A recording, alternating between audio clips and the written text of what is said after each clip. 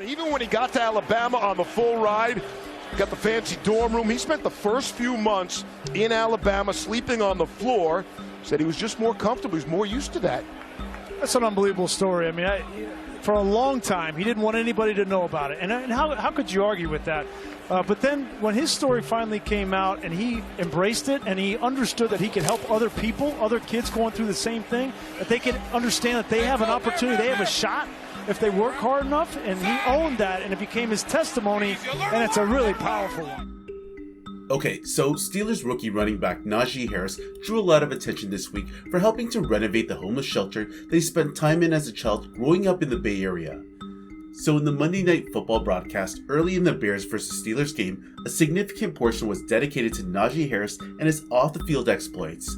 And the discussion you heard in the clip between Steve Levy, Louis Riddick, and Brian Greasy centered around Najee's childhood in San Francisco, where he and his family occasionally dealt with homelessness before he went on to star in high school football and later at the University of Alabama.